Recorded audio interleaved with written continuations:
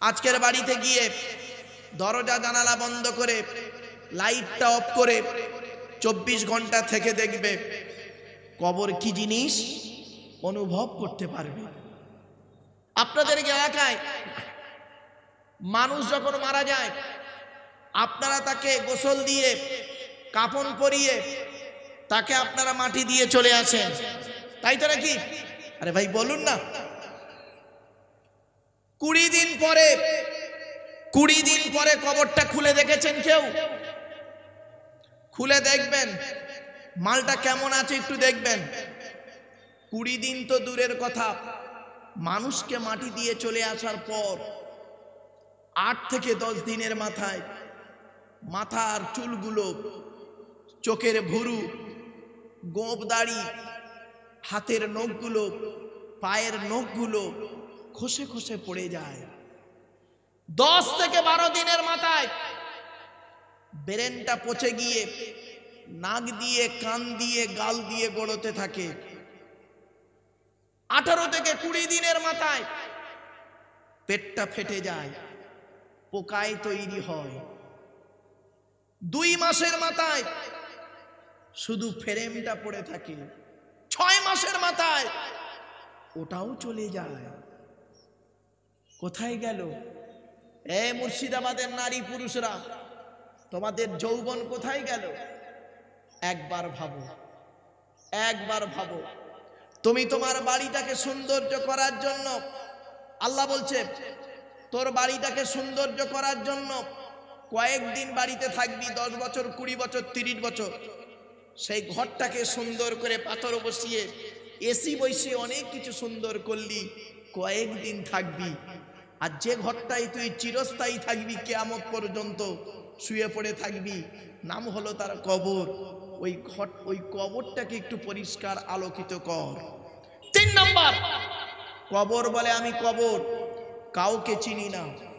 কে মৌলানা সাহেব, মুফতি সাহেব, কোন সাহেব আমি চিনি না, ওর আমল ছাড়া। 4 নাম্বার, কবর বলে আমি কবর। আমার উপরে লাইটিং করতে গেলে টাকার প্রয়োজন হয়, আমার উপরে ভেতরে লাইটিং করতে গেলে নেক আমলের প্রয়োজন হয়। আমার বাপেরা অনুরোধ করে বলে যাচ্ছি, কথাগুলো মাথায় রাখুন ধীর স্থির ভাবে। এই জীবন শুরু হয়েছে মাত্র 150 টাকায়। কত টাকায়? এই জীবন শেষ হবে 1500 টাকায়। জীবন শুরু হয়েছে কত বললাম? 150 টাকা। আর জীবন শেষ হবে 1500 টাকায়। উদাহরণটা দিচ্ছি, এই জীবন শুরু হয়েছিল 150 টাকায়। যেদিন মায়ের পেট থেকে এসেছিলাম সেদিন সব থেকে দামি কাপড়টা যিনি কিনে দিয়েছিল তিনি হলেন আমার বাপ। সব থেকে দামি কাপড়ের দাম ছিল মাত্র 150 টাকা। নিজে পরতে পারিনি, অন্যেই পরিয়ে দিয়েছিল। আল্লাহ বলে, এই জীবনের প্রথম কাপড়, তার দাম 150 টাকা, তুই নিজে পরতে পারলি না, অন্যেই তোকে পরিয়ে দিল। আর জীবনের শেষ কাপড়, তার নাম কাপন, বুঝে তো? কাপন, তার দাম 1500 টাকা, নিজে পড়তে পারবি না, অন্যেই তোকে পরিয়ে দেবে। এ জীবন শুরু হলো 150 টাকায়, এ জীবন শেষ হলো 1500 টাকায়। আর বাকি যা চোখ, কান, নাক, হাত, পা, মুখ দিয়ে গাড়ি বাড়ি বিল্ডিং টাকা পয়সা করেছিস, সবাই গীতার সারাংশ হয়ে গেছে। গীতার সারাংশটা কি একটু শুনে নিন। গীতার সারাংশটা কি একটু শুনে নিন। যা হয়েছে তা ভালোই হয়েছে, যা হচ্ছে তা ভালোই হচ্ছে, যা হবে তা ভালোই হবে। কি হারিয়েছে তোমাদের কাঁদছো? এই মেয়ে ছেলে, তুমি কাঁদছো? এই ছেলে তুমি কাঁদছো? কি হারিয়েছে কাঁদছো? টাকা হারিয়েছে কাঁদছো? বাপ মরে গেছে কাঁদছো? মা মরে গেছে কাঁদছো? যেটা তোমার, আর তুমি যা নিয়েছো এই পৃথিবী থেকেই নিয়েছো, যা দিয়েছো এই পৃথিবীতেই দিয়েছো, ঠিক না বে ঠিক? যেটা তোমার আজকের আছে, গতকাল সেটা অন্যের ছিল, আজ তোমার আছে। তুমি আজ মারা যাও, আগামীকাল সেটা অন্যের হয়ে যাবে।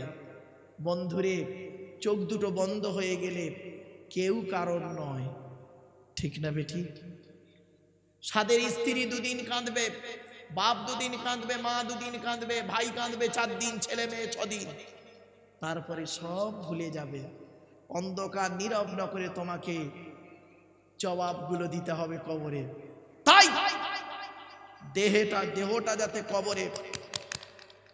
যাতে কবরে টাটকা থাকে, সেই জন্য এইখানে কয়েক মিনিট বসুন। মা বোন, এই মায়েরা বোনেরা কোনো ডিস্টার্ব করবেন না।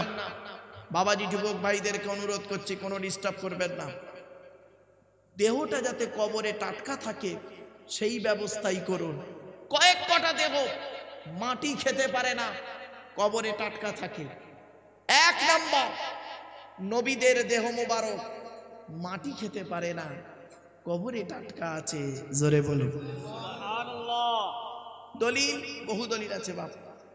2 নাম্বার, শহীদানদের দেহ মোবারক, যারা আল্লাহ রাস্তায় নিজের জীবনকে বিলিয়ে দিয়েছে, তাদের দেহ মাটি খেতে পারে না, টাটকা থাকে। জোরে বলুন সুবহানাল্লাহ। 3 নাম্বার, মোকাম্মাল কোরআনে হাফেজের দেহ। কার কার কার? মোকাম্মাল কোরআনে হাফেজের দেহ মাটি খেতে পারে না, টাটকা থাকে। এজন্য আমি আপনাদের অনুরোধ করছি, এই মায়েরা বোনেরা, যদি পেট থেকে যদি 4টে বাচ্চা বের করো, 4টে বাচ্চা যদি পৃথিবীতে আসে তোমার, অন্তত একটা বাচ্চাকে তুমি কোরআনে হাফেজ করিও। একটা বাচ্চাকে তুমি কোরআনে হাফেজ করিও। কোন কোরআনে হাফেজ যদি হয়, কোন বাচ্চা যদি কোরআনে হাফেজ হয়, ওই বাচ্চার কোরআনে হাফেজ হওয়ার কারণে হাফেজের বাপ আর মায়ের মাথায় কিয়ামতের মাঠে আল্লাহ নূরের টুপি পরাবে। জোরে বলুন।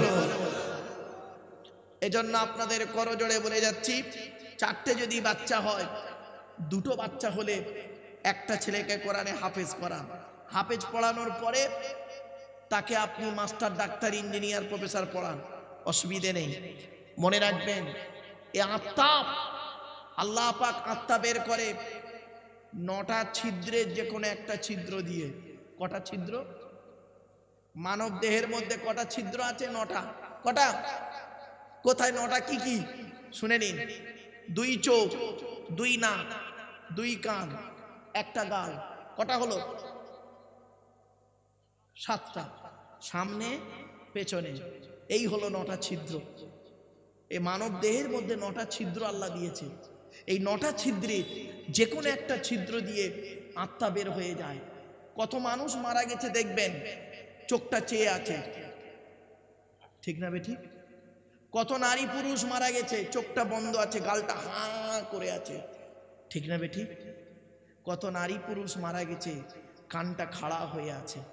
মনে রেখো, মুমিন ব্যক্তি যারা আল্লাহকে বিশ্বাস করবে 100%, যারা নবীদেরকে 100% বিশ্বাস করবে, যারা আউলিয়া ইকরামদেরকে ভালোবাসবে, আল্লাহর নবীর আসহাবে ইকরামদেরকে যারা ভালোবাসবে জান আর প্রাণ দিয়ে, মুমিন ব্যক্তির আত্মাটা আল্লাহ এমন ভাবে বের করবে ও নিজেই বুঝতে পারবে না। জোরে বলুন সুবহানাল্লাহ, সুবহানাল্লাহ। এজন্য বাপেদের অনুরোধ করে বলে যাচ্ছি, বাবা ওই আত্মাটা করুন। 1 নাম্বার, নবীদের দেহ মোবারক মাটি খেতে পারে না। 2 নাম্বার, শহীদানদের দেহ মোবারক মাটি খেতে পারে না। 3 নাম্বার, মোকাম্মাল কোরআনে হাফেজের দেহ মাটি খেতে পারে না। 4 নাম্বার হলো হাক্কানি আলেমের দেহ মাটি খেতে পারে না। আল্লাহর নবী বলেন, কোন আলিমান, হাক্কানি আলেম হও।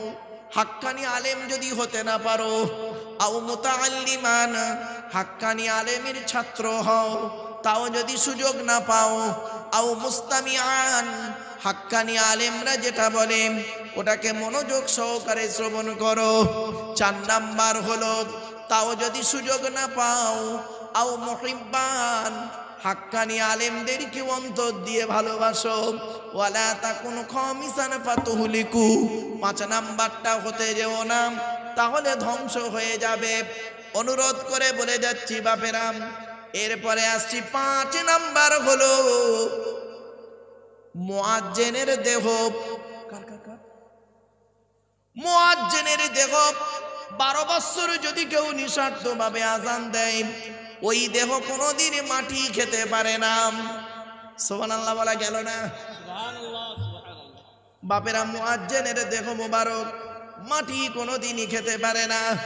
12 বছর যদি কেউ নিঃস্বার্থভাবে আজান দেয়, এই মা বোন বাবাজিরা শুনে নিয়ে নিন, আর একটা দেহ মাটি খেতে পারে না, সেটা হলো হালাল খানেওয়ালা মানুষের দেহ।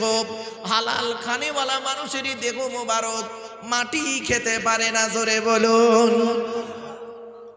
বাপেরা, এখানে কত হারাম করে বসে আছে আল্লাহই ভালো জানে। একটু পরে আসছি। আল্লাহর কোরআন জানিয়ে দিল, বান্দা শোন, এই পৃথিবীতে তোরা কি করবি? চলতে ফিরতে উঠতে বসতে আমি আল্লাহ আমাকে ভালোবাসবি। চলতে ফিরতে উঠতে বসতে সম্পর্ক রাখবি। আল্লাহর ঘরের সঙ্গে সম্পর্ক রাখবি। আল্লাহর সঙ্গে যারা সম্পর্ক রেখেছেন, নবীদের সঙ্গে যারা সম্পর্ক রেখেছেন, তুই তাদের সঙ্গে সম্পর্ক রাখবি। দুনিয়াতে শান্তি সম্মান পাবি, আখিরাতে জান্নাত পেয়ে যাবি। আমার বাপেদের বলে যাচ্ছি, শুনে রেখে দিন। অনুরোধ করে বলছি, এই পৃথিবী ছেড়ে যেতে হবে প্রত্যেকের। আল্লাহ বলছে, বান্দা শোনো, পৃথিবীর জমিনে বন্ধুত্ব যদি করতে হয়, কার সঙ্গে বন্ধুত্ব করবেন? আল্লাহ কোরআনে বলছেন 4 শ্রেণীর লোকের সঙ্গে বন্ধুত্ব করবে। কয় শ্রেণীর লোক? 4 শ্রেণীর লোকের সঙ্গে বন্ধুত্ব করবেন। 1 নাম্বার মিনান নবিয়্যিন, নবীদের সঙ্গে বন্ধুত্ব করবে। নবীরা যে পথ অবলম্বন করেছে, সেই পথ অবলম্বন তুমি করবে। 2 নাম্বার হলো সিদ্দিকীন, সত্যবাদীদের সঙ্গী হয়ে চলবে। আরে গরিব যদি মিথ্যাবাদী হয়, ধনী যদি মিথ্যাবাদী হয়, খবরদার তার সঙ্গে বন্ধুত্ব করো না। গরিব যদি সত্যবাদী হয়, তার সঙ্গে বন্ধুত্ব করবে। দুনিয়াতে শান্তি সম্মান পাবেন, আখিরাতে জান্নাত পেয়ে যাবেন। দলিল দিয়ে দিলাম, ইয়া আইয়ুহাল্লাযীনা আমানুত্তাকুল্লাহা ওয়া কুনু মা'আস সাদিকিন।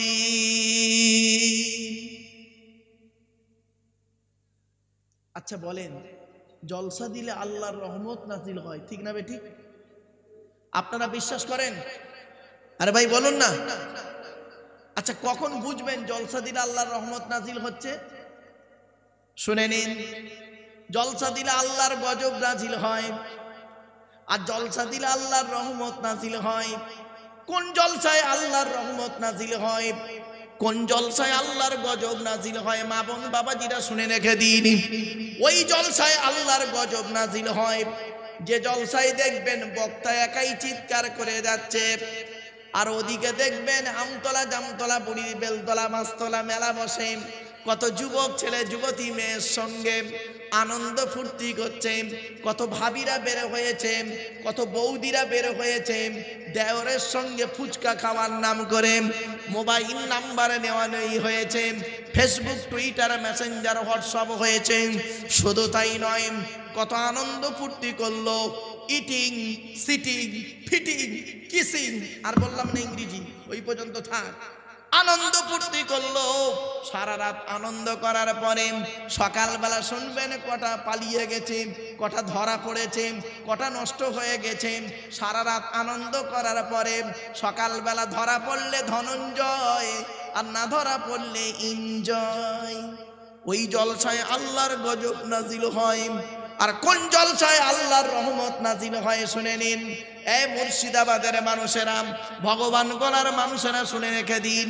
আল্লাহর কোরআন জানিয়ে দিয়েছেন কোন জলসায় আল্লাহর রহমত নাজিল হয়। ওয়া ইদা কুরিয়াল কুরআনু ফাসতামিউ লাহু ওয়া আনসিতু লাআল্লাকুম তুরহামুন। 9 নম্বর পারার 15 নম্বর পৃষ্ঠার 12 নম্বর লাইন, সূরার নাম সূরা আরাফের মধ্যে আল্লাহ বলে দিলেন, ওয়া ইযা কুরিয়াল কুরআনু, যখন কোরআন তেলাওয়াত করা হবে তোমরা তখন চুপচাপ কান লাগিয়ে শুনবে, চুপচাপ বসে থাকবে। এই দেখুন, যেন মনে হচ্ছে এখানে কোনো লোক নেই। আল্লাহর কোরআন বলছে, ওরে জলসা কমিটি, বক্তা যখন আল্লাহর কোরআন তেলাওয়াত করবে আর শ্রোতারা যখন চুপচাপ বসে মনোযোগ সহকারে কোরআন শুনবে, লাআল্লাকুম তুরহামুন, ওই জলসায় আমি আল্লাহ আমার রহমত নাজিল করব। আমার বাপেরা অনুরোধ করে বলে যাচ্ছি, এবারে আসছি মসজিদ যে তৈরি করেছেন, মসজিদের জন্য ভিক্ষা কালেকশন করা হচ্ছিল, তাই না? আরে ভাই বলুন না। এবার আসছি মসজিদ কার ঘর, জোরে বলুন। মসজিদ পাক না না পাক? কোরআন কার বাণী, পাক না না পাক? ও, মসজিদ আল্লাহর ঘর, কোরআন আল্লাহর বাণী। আমাদের সৃষ্টিকর্তার নাম কি, পাক না না পাক? কি দাঁড়ালো? আল্লাহ পাক, তার কথা পাক, তার ঘরটাও পাক। এবারে আল্লাহ বলছে, এই পৃথিবীর মানুষ, ভগবান গলার মানুষেরা, আমি আল্লাহ হলাম পাক, আমার কথা হলো পাক, আমার ঘরটাও হলো পাক পবিত্র। আমার ঘরের সভাপতি সেক্রেটারি ক্যাশিয়ারে কেন না পাক হবি? এজন্য যাকে তাকে মসজিদ কমিটি করা যাবে না। আল্লাহ কোরআনে বলে দিয়েছেন মসজিদ কমিটি কে হবে, বলবো? বলবো? যাকে তাকে মসজিদ কমিটি করবেন না। কোরআনে আল্লাহ বলেছেন, যাদের মধ্যে 5টা গুণ পাওয়া যাবে তারাই মসজিদ কমিটি হবে। এ মুসলমানের বাচ্চা, এ কোরআন তো পড়ি না, বোঝেই না। আল্লাহ কোরআনে বলছেন, ইন্নামা ইয়ামুরু মাসাজিদাল্লাহি মান আমানা বিল্লাহ ওয়াল ইয়াউমিল আখিরি ওয়া আকামাস সালাতা ওয়া আতাজ যাকাত ওয়া লাম ইয়াখশা ইল্লাল্লাহ ফাআসা উলাইকা আইয়াকুনু মিনাল মুহতাদিন। মসজিদ কমিটি কে হবে শুনে নিন। 10 নম্বর পারার 8 নম্বর পৃষ্ঠার 6 নম্বর লাইন, সূরার নাম সূরা তওবা, আয়াত নাম্বার 18তে আল্লাহ বলে দিয়েছেন, মসজিদ কমিটি ওই লোকটা হবে যে ব্যক্তির ভিতরে 5টা গুণ পাওয়া যাবে। দেখুন তো দেখি, যারা এখানে মসজিদ কমিটি আছেন, এই 5টা গুণ আছে কিনা দেখুন তো দেখি। 1 নাম্বার আল্লাহ বলছেন, মসজিদ কমিটি ওই লোকটাই হবে যে লোকটা 100% আল্লাহকে বিশ্বাস করবে। 2 নাম্বার হলো ওয়াল ইয়াউমিল আখিরি, কিয়ামতকে 100% বিশ্বাস করবে। 3 নাম্বার হলো মসজিদ কমিটি হতে গেলে ওয়া আকামাস সালাত, 5 ওয়াক্ত নামাজ আদায় করবে। এই 5 ওয়াক্ত নামাজ পড়ে না, ও আবার মসজিদ কমিটি, ঠিক না? ঠিক। 4 নাম্বার হলো কোরআন বলছে ওয়া আতাজ যাকাত, যাকাত আদায় করতে হবে 100%। যদি তার উপরে যাকাত ফরজ হয়ে যায় আদায় করবে, ফরজ না হলে আদায় করার দরকার নেই। বাবা, কত মসজিদ কমিটি আছে, মসজিদের নামে জায়গা আছে, মসজিদের জমি আছে, মসজিদের পুকুর আছে, মসজিদের গাছপালা আছে, মসজিদের নামে দোকান আছে, মসজিদের নামে টাকা পয়সা আছে, আত্মসাৎ করে দিচ্ছে কত বাবু, ঠিক না বে ঠিক? আল্লাহর কোরআন বলছে, বাপের আমারে ভুল বুঝতে যাবেন না। 5 নাম্বার মসজিদ কমিটি ওই লোকটা হবে ওয়ালাম ইয়াখশা ইল্লাল্লাহ, আল্লাহ ছাড়া কাউকে ভয় করবে না, ওই লোকটা মসজিদ কমিটি হবে। এই 5টা গুণ যার মধ্যে আছে, ওই লোকটা মসজিদ কমিটি হতে পারবে। বাড়িতে গিয়ে চিন্তা করবেন। এরপরে আসছি মসজিদে নামাজ সই করতে গেলে, বাবা আমরা জামাতে নামাজ কোথায় পড়ি? জোরে বলুন। মসজিদে। মসজিদে নামাজ আদায় করতে গেলে, নামাজ যদি আল্লাহর দরবারে কবুল করাতে যান, ইমাম সাহেবের মাইনে বেশি করে দেবেন। ইমাম সাহেবের মাইনে বেশি করে দেবেন। যে মসজিদে ইমামের মাইনে কম, যে মসজিদে ইমামের মাইনে কম, ওই মসজিদের মুসল্লিদের নামাজ আল্লাহর দরবারে কবুল হওয়া খুব মুশকিল আছে বাপ। বাস্তব কথাটাই বললাম, আমারে একদম ভুল বুঝতে যাবেন না। ছোট্ট একটা উদাহরণ দিচ্ছি, বলুন তো দেখি। স্বামী স্ত্রী, ছেলে মেয়ে, পিতামাতা কজন হলো? কজন? এই 6 জনে খেতে, সংসারে 6 জন খেতে, বর্তমান সংসারে বর্তমান পরিস্থিতিতে যা বাজারে জিনিসপত্রের দাম, এই 6 জনের সংসার চলতে গেলে মাসে, 1 মাসে কত টাকা লাগতে পারে বলুন?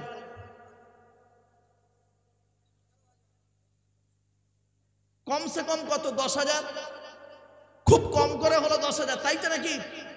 এই মুসলমানের বাচ্চা, এই ভগবান গোলার লোকেরা, তোমার সংসার যদি 10,000 টাকায় না চলে, তোমার সংসার যদি 10,000 টাকায় না চলে, তাহলে ইমাম সাহেবের সংসার 6,000 টাকায় চলে কি করে? লজ্জা করে না? ইমামের মাইনে কম দাও, খবরদার নয়। হয়তো অনেকে মনে মনে বলছেন, আমাদের ইমাম সাহেব হুজুর মনে হয় হুজুরকে বলে দিয়েছে।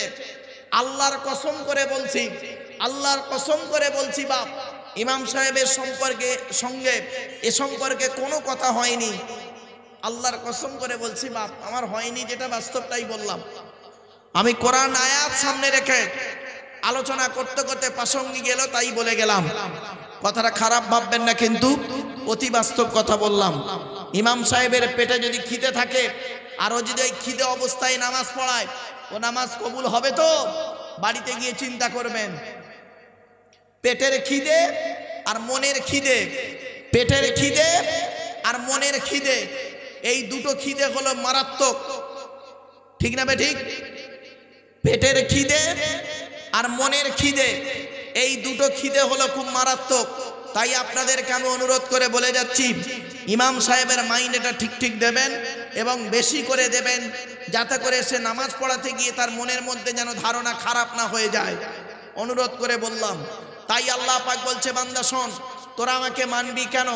ছোট্ট একটা উদাহরণ দিচ্ছি আপনাদেরকে। এরপরে আল্লাহ বলছে, বান্দা শোন, তোরা আমাকে মানবি কেন? এই পৃথিবীতে তোদের একটু বুদ্ধি দিলাম। এই মুর্শিদাবাদের মানুষেরা, আমি আল্লাহ তোদের একটু বুদ্ধি দিলাম। সেই বুদ্ধি নিয়ে তোরা করলি কি? পৃথিবীতে একটা মেশিন তৈরি করলি, নাম দিলি তার ফ্রিজ। ফ্রিজ ফ্রিজ বোঝেন? আরে ভাই বলুন না। আল্লাহ বলে, তোদের তৈরি ফ্রিজের গুণাগুণ কি রে? তোদের তৈরি ফ্রিজের গুণাগুণ কি রে? গরমকে ঠান্ডা করিস, ঠান্ডারকে 0 ডিগ্রি নিচে নামিয়ে তাকে বরফ জমিয়ে দিস। তোদের তৈরি ফ্রিজের পানি খেলে থাইরয়েড বেড়ে যাবার সম্ভাবনা বেশি। তোদের তৈরি ফ্রিজটা কারেন্ট ছাড়া মাল চলে না। তোদের তৈরি ফ্রিজটা মাটির উপরে বসিয়ে রাখিস, আর তোদের তৈরি ফ্রিজের পানি খেলে অসুস্থ হয়ে যাবার সম্ভাবনা বেশি। আর আমি আল্লাহ পৃথিবীতে একটা ফ্রিজ তৈরি করেছি, আমার তৈরি ফ্রিজটা মাটির তলায় বসিয়ে রেখেছি। আমার তৈরি ফ্রিজের নাম হলো শীতকাল আর গ্রীষ্মকাল। গরমকালে যত কলে পাম্প করবি, আমি আল্লাহ আমার তলার ফ্রিজ থেকে ঠান্ডা ঠান্ডা পানি বের করব। আর শীতকালে যত কলে পাম্প করবি, আমি আল্লাহ আমার তলার ফ্রিজ থেকে গরম গরম পানি বের করব। আল্লাহ বলে, বান্দা লক্ষ্য করে দেখ, এই পৃথিবীর মানুষেরা, মুর্শিদাবাদের মানুষেরা, তোরা আল্লাহকে কেন মানবি? আমি আল্লাহ তোদের হজম শক্তি দিয়েছি। কিছু বুঝতে পারছেন আমার ওয়াজ? আল্লাহ বলে, আমি তোর হজম শক্তি দিয়েছি, হাতিরও হজম শক্তি দিয়েছি। পৃথিবীতে একটা ফল তৈরি করেছি, নাম হলো তার বেল। বেল বেল বোঝেন তো? আল্লাহ বলে, তোরা যখন বেল খেতে যাস, বেলটাকে ফাটিয়ে ভেতরের মালটা বের করে পানি দিয়ে খাস। আর হাতিকে একটা গোটা বেল খেতে দিবি, ও হাতি গোটা বেলটাই গিলে নেবে। সকালবেলা যখন পায়খানা ফিরবে, দেখবি গোটা বেলটাই তোর ফেরত দেবে। আর বেলটা ফাটিয়ে দেখবি ভেতরের মাল আর নাই। বান্দারে একবার চিন্তা করে দেখ, তোরা কেন আল্লাহকে মানবি? এত কিছুর পরেও কি তোরা নামাজ থেকে মুখ ফিরিয়ে নিবি? খবরদার মা বোনদেরই বলে যাচ্ছি, বাবাজিদের বলে যাচ্ছি, আল্লাহ নিজেই বলছে, ওমান আরাদা আন যিকরি ফা ইন্না লাহু মাঈশাতান দানকাও ওয়া নাহশুরুহু ইয়াউমাল কিয়ামাতি আ'মা। 16 নম্বর পারার 19 নম্বর পৃষ্ঠা 12 নম্বর লাইন, সূরার নাম সূরা তাহার 124 নম্বর আয়াত। আল্লাহ বলে, যে ব্যক্তি আমার আইন কানুন থেকে মুখ ফিরিয়ে নিবি, এই পৃথিবীতে একটা দিন তোদের শান্তিতে থাকতে দেব না বেটা, টেনশনে টেনশনে জীবন যাপন করাবো। আর মনে রাখিস, যদি তোরা আমার হুকুমগুলো ঠিক ঠিক পালন করিস, মাল্লাহুল মাওলা ফালাকুল কুল, যে ব্যক্তি আল্লাহর হয় আমি আল্লাহ তার হয়ে যাই। আমার বাপেরা আলহামদুলিল্লাহ, কত আল্লাহু আকবার। বাপেরা, আল্লাহর ঘরের জন্য আপনাদেরকে আমার ভাই মাওলানা সাহেব ভাই সুন্দর আলোচনা করতে করতে আল্লাহর ঘরের জন্য ভিক্ষা চাইছে। আমিও আপনাদের কাছে ভিক্ষা চাইছি বাবা, আপনারা একটু পরেই দেবেন, চিন্তা নেই। আর কয়েক কটা কথা খালি একটু বলার সুযোগ দিন। অসুবিধা হচ্ছে বাবা? আমার কথা আপনারা বুঝতে পারছেন? ব্যাস, মা বোনেরা বসে আছে অনেক। আজ মেয়েদের সম্পর্কে বেশ কিছু কথা আমি বলবো, আমার মা বোনরা একটু ভালো করে শুনে নেবেন। আচ্ছা, আগে নবীর দুটো কথা বলে নিই। আল্লাহ সম্পর্কে আপনাদেরকে বললাম দু চারটে কথা, এবার নবী সম্পর্কে দু চারটে কথা আপনাদের বলি। আমাদের নবীর নাম কি? জোরে বলুন না বাবা। হযরত মুহাম্মদ মুস্তাফা সাল্লাল্লাহু আলাইহি ওয়াসাল্লাম, তাই তো? আচ্ছা, আমাদের নবী কোন বংশে জন্মগ্রহণ করেছেন?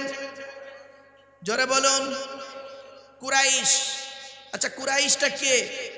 কার নাম কুরাইশ? কার নাম কুরাইশ? কুরাইশটা কে শুনে নিন, আমি বলে দিচ্ছি বাবা, একটু ধৈর্য সহকারে শোনার চেষ্টা করবেন, আর বুঝতে অসুবিধা হলে আমাকে বলবেন। বাবা, অসুস্থ মানুষ আল্লাহ নিয়ে এসেছেন, তাই দুটো কথা বলার তৌফিক দিয়েছেন, তাই বলছি, শুনে নিন। সুবহানাল্লাহটা একটু জোরে বলবেন আল্লাহর রাস্তে। মুর্শিদাবাদের মানুষের সুবহানাল্লাহ বলতে গেলে একটু কষ্ট হয়। প্রায় সময় দেখেছি তো, মুর্শিদাবাদে ওয়াজ করতে এলে এরা সুবহানাল্লাহ বলতে একটু কষ্ট করে। কেন? ইনকিলাব জিন্দাবাদ বলেন জোরে জোরে, বন্দে মাতারাম জোরে বলেন, পার্টির মিটিং মিছিলে গেলে খুব জোরে জোরে চিৎকার করেন, একে ভোট দাও ওকে ভোট দাও বলে চিৎকার করেন। আর কোরআনের আয়াত শুনে, নবীর হাদিস শুনে, নবীর জীবনী শুনে সুবহানাল্লাহ বলতে কি কষ্ট হয়? খবরদার বলবেন না, উচ্চ আওয়াজে জোরে সুবহানাল্লাহ বলবেন। তবে আমি একটা একটা করে বলে যাচ্ছি। আমাদের নবীর নাম মুহাম্মদ সাল্লাল্লাহু আলাইহি ওয়াসাল্লাম। আমাদের নবী কোন বংশে জন্মগ্রহণ করেছে বললেন? কুরাইশ। কুরাইশটা কে শুনে নিন। মুহাম্মাদের বাপের নাম আব্দুল্লাহ, আব্দুল্লাহর বাপের নাম আব্দুল মুত্তালিব, আব্দুল মুত্তালিবের বাপের নাম আব্দে মান্নাফ, আব্দে মান্নাফের বাপের নাম হাশেম, হাশেমের বাপের নাম কুসাই, কুসাইয়ের বাপের নাম কিলাব, কিলাবের বাপের নাম মুররা, মুরার বাপের নাম লুবাই, লুবাইয়ের বাপের নাম কাব, কাবের বাপের নাম গালিব, গালিবের বাপের নাম ফিগির, ফিগির থেকে কুরাইশ বংশ এসেছে।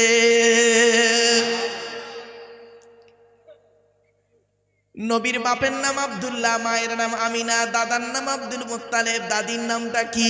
নেতিলা বিনতে খব্বাব ব্রাকেটে ফতেমা, কেউ বলেছেন সামিরা।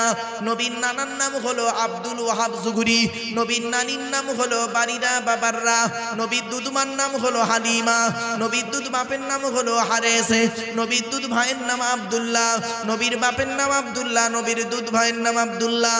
দুটো যেন এক করে ফেলবেন না। নবীর জন্ম 570 খ্রিস্টাব্দে। ইংরেজি কি মাস ছিল? 29শে আগস্ট। আরবি মাস ছিল রবিউল আউয়াল মাস। 12 তারিখ মতান্তরী 9 তারিখ সোমবার শবে সাদেকের সময় আরবের মক্কা নগরী কুরাইশ বংশে নবীর জন্ম। নবীর বাপেরা হলো 10 ভাই, নবীর মায়েরা হলো 19 বোন।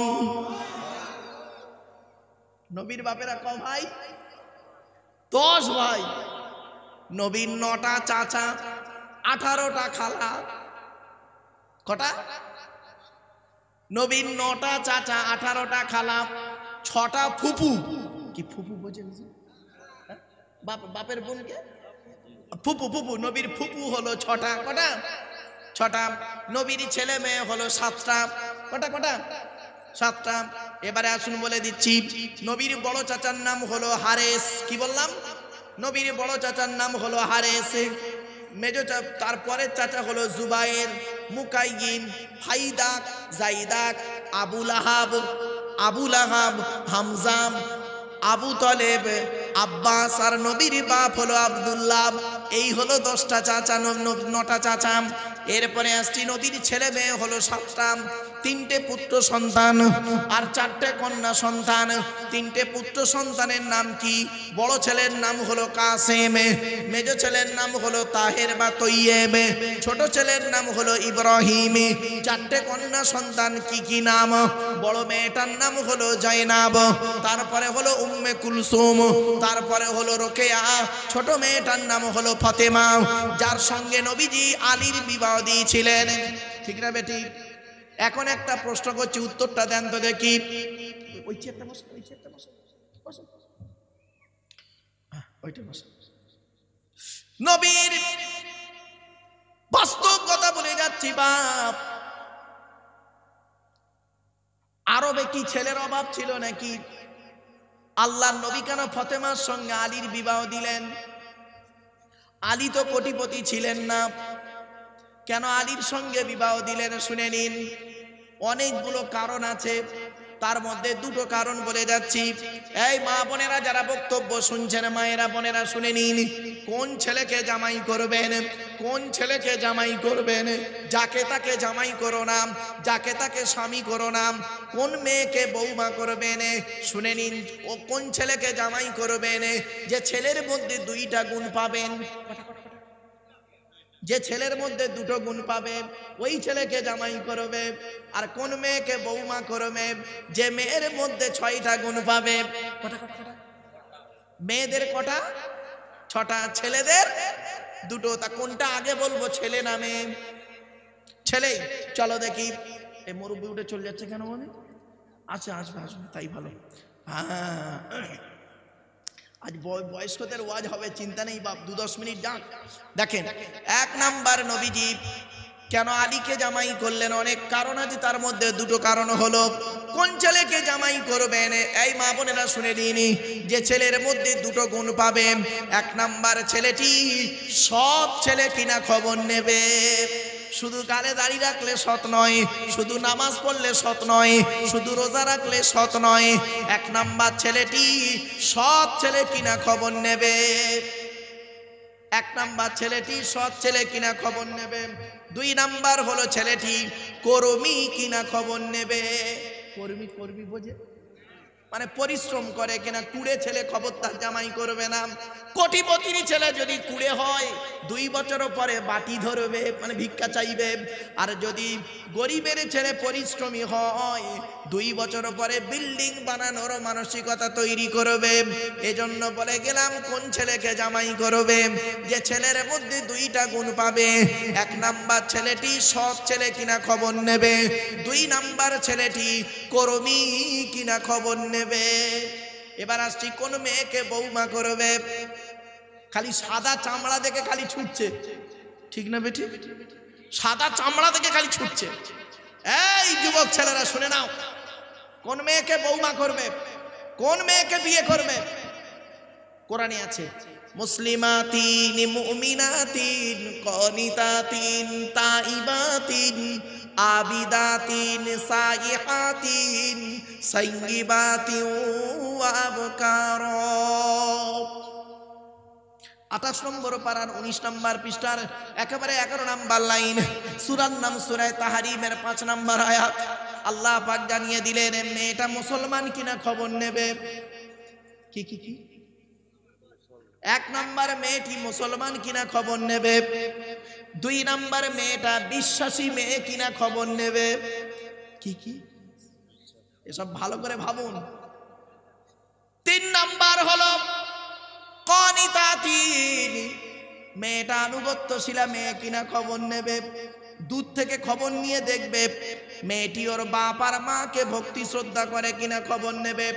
যদি সঠিক তথ্য পেয়ে যান মেয়েটা ওর বাপ আর মাকে ভক্তি শ্রদ্ধা করে না, খবরদার ওই যত সুন্দরী মেয়ে হোক না কেন, জীবনে ওই মেয়েকে বৌমা করবে না। ও ওর নিজের বাম্মাকে ভক্তি শ্রদ্ধা করে না, তোমার বাম্মার পাতে সহজে 1 থালা ভাত পেতে দেবে না, ঠিক না বে ঠিক? 4 নাম্বার হলো তাইবাতিন, তওবাকারী মেয়ে কিনা খবর নেবে।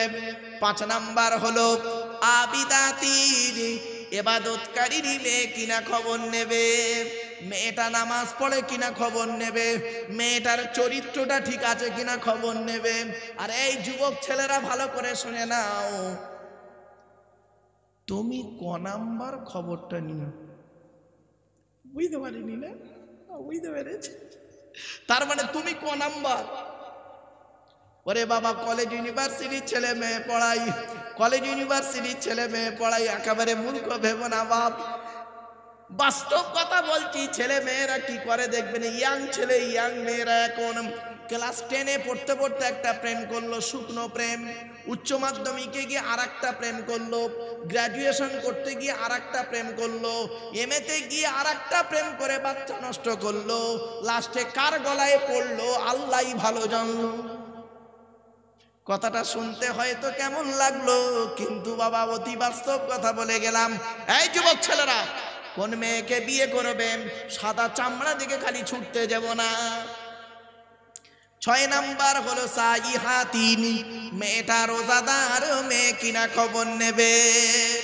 এই 6টা গুণ যার মধ্যে থাকবে, ওই মেয়েকে বৌমা করলে দুনিয়াতে শান্তি পাবে, আখেরাতে জান্নাত পেয়ে যাবে। জোরে বলুন আমার বাপেরা। এরপরে আসছে আমার নবী করেছেন কি?